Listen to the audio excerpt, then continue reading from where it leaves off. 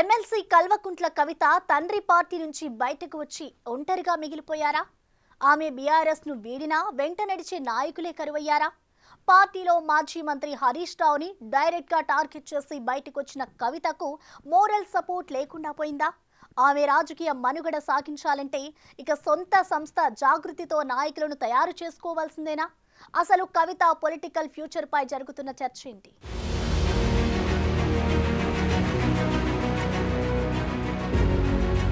BRS party ప్రాథమిక సభ్యత్వానికి MLC పదవికి రాజీనామా చేస్తున్నట్లు కల్వకుంట్ల కవిత ప్రకటించారు. పార్టీ అధినేత కేసీఆర్ తనపై సస్పెన్షన్ వేటు వేయడంతో తన నిజాయితీని నిరూపించుకునేందుకు ఈ నిర్ణయం తీసుకున్నట్లు ఆమె వివరించారు. తన ఆత్మాభిమానం కాపాడుకునేందుకు తాను ఈ పదవికి పార్టీకి రాజీనామా చేసినట్టు తెలిపారు. పార్టీలో ఉంటూ కేవలం డబ్బు సంపాదించుకోవాలనే ఆలోచన ఉన్నవాళ్లు, వ్యక్తిగత లబ్ధి పొందాలనుకునే వాళ్లు మేం ముగ్గురం కలిసి ఉండకూడదని ఇలా కుట్రలు చేశారని కవిత ఆరోపించారు.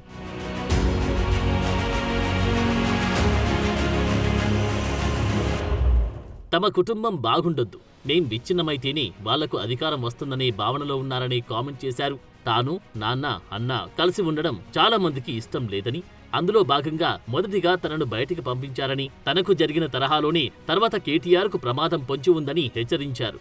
భారత రాష్ట్ర సమితిని హస్తగతం చేసుకునే కుట్రలోనే తనను బయటికి పంపించారని కవిత చేసిన వ్యాఖ్యలు హాట్ టాపిక్ గా మారాయి.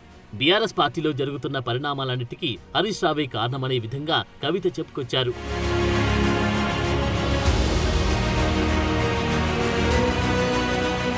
అంతంత తీవ్ర ఆరోపణలు చేసి గులాబీ పార్టీ నుంచి బయటికి వచ్చిన కవిత ఇక ఇప్పుడు సొంత సామ్రాజ్యం నిర్మించుకుంటూ ఒంటరి పోరాటం చేయాల్సిన పరిస్థితి కనిపిస్తోంది. పార్టీకి రిజైన్ చేసిన కవిత వెంట నడిచే నాయకుడే కరువయ్యారు.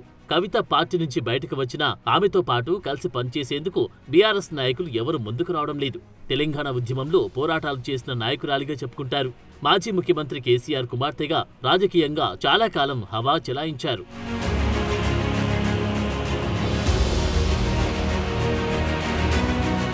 కవితకు ఎంపీగా, ఎమ్మెల్సీగా పనిచేసిన అనుభవం ఉంది. బీఆర్ఎస్ అధికారంలో ఉన్నంతకాలం తండ్రి కేసీఆర్ ఆమెను ఎప్పుడూ రాజకీయంగా ఖాళీగా కూర్చోపెట్టలేదు. జాగృతి పేరిట బతుకమ్మ సంబరాలను ప్రపంచానికి చాటి చెప్పామనే చెప్పుకునే కవిత పార్టీ నుంచి బయటకు వస్తే తనతో పాటు పార్టీ నుండి బయటకు వచ్చేందుకు ఏ ఒక్క నాయకుడు ముందుకు రాని పరిస్థితి నెలకొనడం విశేషం.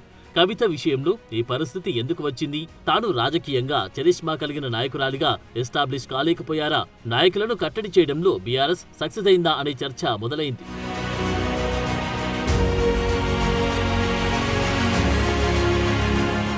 బీఆర్ఎస్లో ముఖ్య నాయకురాలిగా వ్యవహరించిన కవిత పార్టీ అధికారంలో ఉన్న సమయంలో పార్టీలో గట్టిగానే చక్రం తిప్పారు. అలాంటి కవిత కుటుంబ పార్టీలో నుంచి బయటకు వస్తే పార్టీ నేతల పరంగా ఎలాంటి మద్దతు లభించకపోవడం చర్చనీయాంశంగా మారింది. ఆమె వెంట నడిచే నాయకులు ఒక్కరు కూడా కనిపించకపోవడం హాట్ టాపిక్ గా మారింది. అసలు ఈ పరిస్థితి ఎందుకు వచ్చిందనే ప్రశ్న పొలిటికల్ సర్కిల్స్ లో నడుస్తుందట.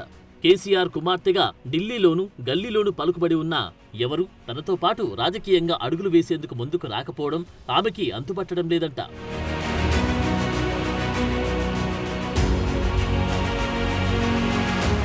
ఏదైనా పార్టీలో కీలకంగా వ్యవహరించిన నాయకులు సస్పెన్షన్, బహిష్కరణకు గురి కావడం జరుగుతూనే ఉంటాయి. అలా బయటకు వచ్చిన సందర్భంలో సదరు నేతతో పాటు కలిసి నడిచేందుకు పార్టీలో ఉండే నాయకులు రాజీనామాలు చేస్తుంటారు. అయితే కవిత పార్టీ నుంచి సస్పెండ్ అయిన తర్వాత ఏ ఒక్క నాయకుడు కూడా రాజీనామా చేయడం కానీ, ఆమెకు అనుకూలంగా కానీ మాట్లాడకపోవడం చర్చకు దారితీస్తోంది.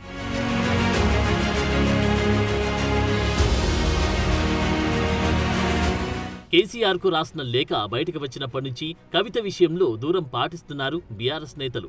ఆ క్రమంలో పార్టీలో జరుగుతున్న పరిణామాలపై విమర్శనాస్త్రాలు ఎక్కుపెట్టారు కవిత.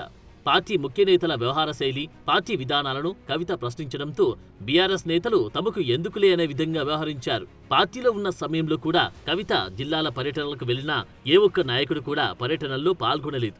ఆ క్రమంలో ముందు నుంచి కవిత విషయంలో నాయకులను కట్టడి చేయడంలో బీఆర్ఎస్ నాయకత్వం సక్సెస్ అయిందనే టాక్ పార్టీలో ఉంది. కవితను ఏకాకిగా చేయడమే కాకుండా ఆమెపై విమర్శనాస్త్రాలు ఎక్కుపెడుతున్నారు బీఆర్ఎస్ నేతలు. మొత్తానికి చూస్తే కవితకు ఒంటరి పోరాటమే మిగిలిందంటున్నారు.